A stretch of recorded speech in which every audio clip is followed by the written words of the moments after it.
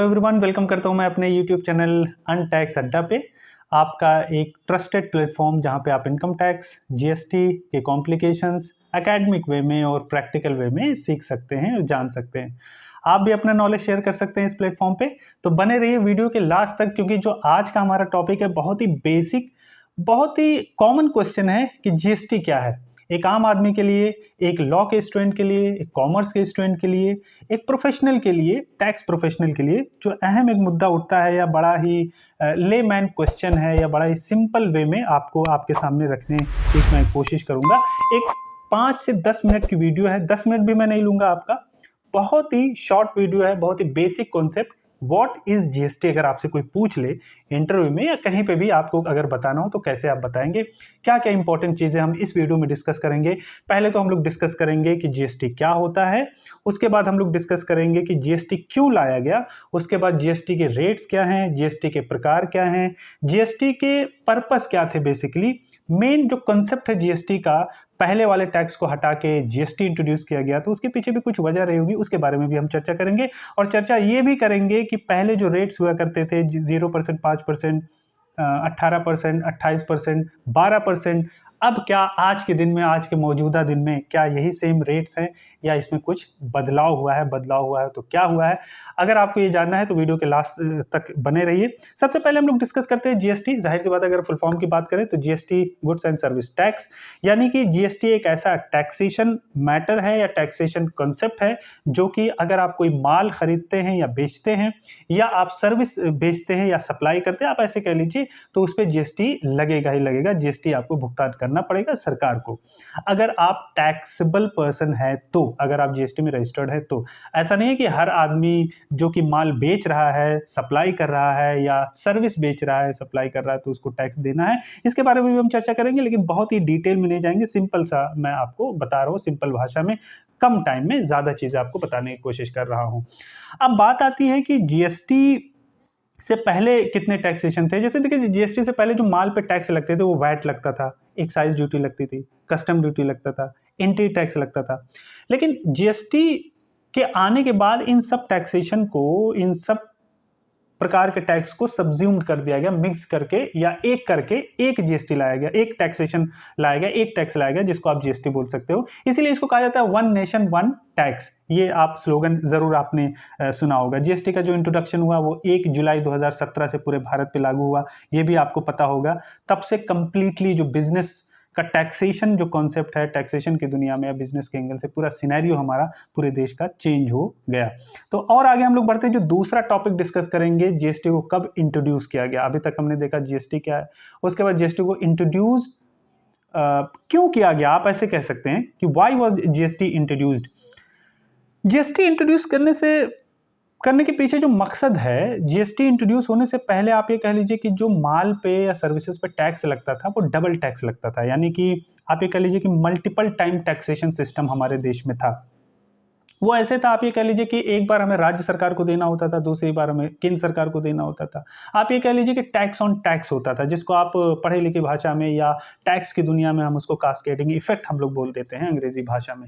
यानी कि ऑलरेडी किसी चीज पे हमने टैक्स दिया है, फिर वो वैल्यू ऐड ऑन हो गई बेसिक वैल्यू में, फिर जो टोटल वैल्यू बना उस पर भी हमें फिर जीएसटी कैलकुलेट उस रेट पे करना पड़ेगा, उस टोटल वैल्यू पे करके देना पड़ता है। तो जाहिर सी बात है वो टैक्स ऑन टैक्स हो जाता था।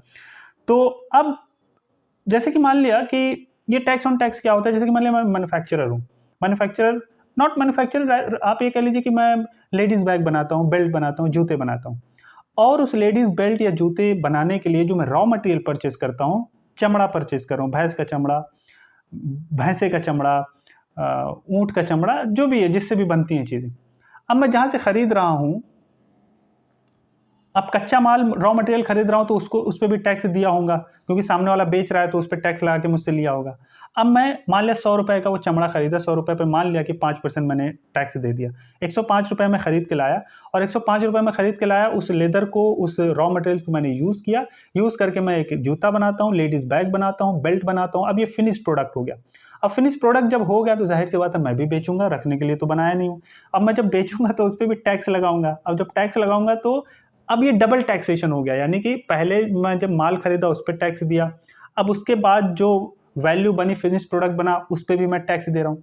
तो इसी को कम करने के लिए, यानी कि जो मैं टैक्स दिया हूँ रॉ मटेरियल परचेस करते समय, अब मैं जो अपना फिनिश प्रोडक्ट बेच रहा हूँ उस पे जो टैक्सेशन मैं लगाऊंगा, उस टैक्सेशन से या उस जो टैक्स की वैल्यू होगी, उतना टैक्स जो मैं ऑलरेडी पे करके आया हूँ रॉ मटेरियल पे, वो घट जाता है। इसको इनपुट क्रेडिट बोल देते हैं, पर मतलब जीएसटी की भाषा में। ये आप कह लीजिए कि जीएसटी का हार्ट है, एक तरीके से जीएसटी का दिल है। इसी तरीके से कास्केडिंग इफेक्ट जो था, इस तरीके से जीएसटी इंट्रोड्यूस होने से ये खत्म किया गया।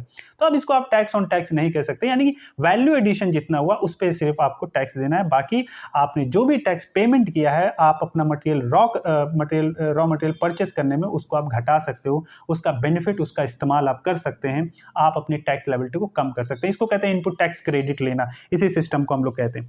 आइए समझते हैं कि अब हम लोग समझते हैं जीएसटी के प्रकार कितने होते हैं, टाइप्स ऑफ जीएसटी। जीएसटी में अगर हम देखें तो आप ये कह सकते हैं कि एक एसजीएसटी होता है, सीजीएसटी होता है, आईजीएसटी होता है, यूटीजीएसटी होता है। तो एसजीएसटी क्या होता है भाई? State goods and service tax. CGST central goods and service tax. उसके बाद आप कह लीजिए UTGST, union territory goods and service tax. उसके बाद IGST, integrated goods and service tax. तो ये आईजीएसटी जब आप विद इन स्टेट सेल कर रहे हैं, अगर आप उत्तर प्रदेश में ही रजिस्टर्ड हैं और उत्तर प्रदेश में ही अपना माल बेच रहे हैं, तो आपको एसजीएसटी और सीजीएसटी लगा के आपको अपना माल बेचना पड़ेगा, आपको पेमेंट करना पड़ेगा।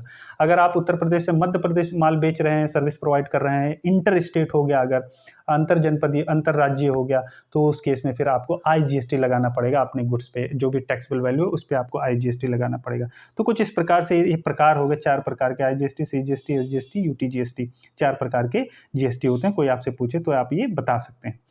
उसके बाद जो हमारा एक मेन और पॉइंट आता है जीएसटी रेट। आज के मौजूदा दिन में पहले तो हम ये समझते हैं कि जीएसटी रेट्स पहले, यानी कि अभी हाल फिलहाल 2025 सितंबर, ये मैं बताऊंगा नहीं आपको, कुछ चीज़ें मैं छुपा के रखता हूं आपके लिए, आप कमेंट ज़रूर करिएगा।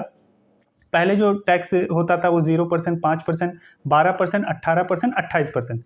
0% आप कह लीजिए कि एसेंशियल जो प्रोडक्ट हुआ करते थे, दूध हो गया और फल हो गए, सब्जी हो गए, वो एग्जम्प्ट हुआ करता था। उसके बाद 5% पे आते हैं डेली यूजेज, जो एडिबल ऑयल हैं। उसके बाद फुटवियर है, 1000 रुपये से कम वैल्यू की, उस पर 5% जीएसटी लगते थे। उसके बाद 12% रेट था मोबाइल पे, प्रोसेस्ड फूड पे। उसके बाद 18%, मैक्सिमम माल और सर्विसेज पे 18% ही लगते थे। उसके मोस्ट गुड्स एंड सर्विसेज पे आप कह सकते हो। उसके बाद 28% जो लग्जरी प्रोडक्ट हुआ करते थे, कार, महंगी महंगी कारें, उसके बाद टोबैको, इन सब पे 28% जीएसटी रेट था।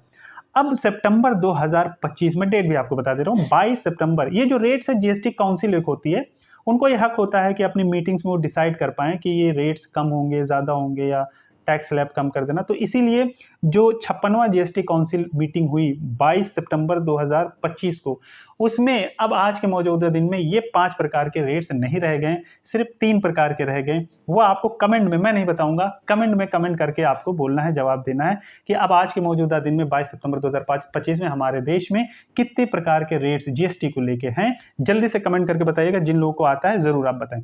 अब हम लोग एक और टॉपिक, एक और हेडिंग लेते हैं कि रजिस्ट्रेशन क्या हर आदमी को, जो कि माल बेच रहा है, सर्विस प्रोवाइड कर रहा है, क्या हर आदमी को जीएसटी लेना जरूरी है? ऐसा बिल्कुल भी नहीं है भाई। अगर साल भर में, अगर एक थ्रेशोल्ड लिमिट बनाई गई कि अगर आप साल भर में 40 लाख रुपए कमाते हैं, या टर्नओवर है आपका, या सर्विस प्रोवाइड करते हैं तो 20 लाख रुपए अगर टर्नओवर है, गुड्स और सर्विस का अलग अलग थ्रेशोल्ड लिमिट बनाया गया है, तो फिर उस केस में आप पे ज़रूरी हो जाता है कि आप जीएसटी में रजिस्टर्ड करवाएं। सरकार कहती है भैया 40 लाख कमा रहे हो माल बेच के, कुछ हमें भी दो, तो ज़रूरी है रजिस्ट्रेशन करवाना। जीएसटी रिटर्न और कंप्लायंस की बात करें तो बड़ा ही सिंपल है। जीएसटी रिटर्न में अगर हम बात करें तो हमें जो सेल हम लोग करते हैं, महीने में जो आपने सेल किया, वो GSTR-1 एक फॉर्म फाइल होता है जीएसटी पोर्टल पे, वो आपको फाइल करना पड़ेगा। अब उस पर अगर टैक्स बन रहा है तो वो GSTR-3 भी जब आप फाइल करेंगे तो टोटल टैक्सेबल वैल्यू कितनी है, SGST, CGST अमाउंट कितना है, IGST अमाउंट कितना है, वो आपको कैलकुलेट करने ऑनलाइन ही पेमेंट हो जाते हैं। तो दीज आर द कंप्लायंस। आपको महीने में या क्वार्टरली में GSTR-1, GSTR-3 भी 2 तरह के फॉर्म फाइल करने होते हैं। साल में एक बार आपको GSTR-9, जो कि एनुअल रिटर्न हम बोल देते हैं, वो भी सब पे, सारे व्यापारियों पे लागू नहीं होता है। जिनकी टर्नओवर एक प्रिस्क्राइब लिमिट से ज़्यादा है तो उन्हीं को फाइल करनी पड़ती है, अन्यथा ज़रूरी नहीं है। तो कुछ इस तरीके से बात थी जो मैं आपके सामने रखना चाहता था। वीडियो बहुत ही लेंदी हो जाएगा, लेकिन स्कोप और बहुत ही इंपॉर्टेंस क्या है जीएसटी की, ये सब सारी और चीज़ें हैं, लेकिन 1 बाय 1 मैं आपके लिए लाता रहूँगा। वीडियो को ज़रूर सब्सक्राइब करें, लाइक करें और शेयर ज़रूर करें, बेल आइकन को ज़रूर प्रेस करें ताकि आपको नोटिफिकेशन ज़रूर मिले।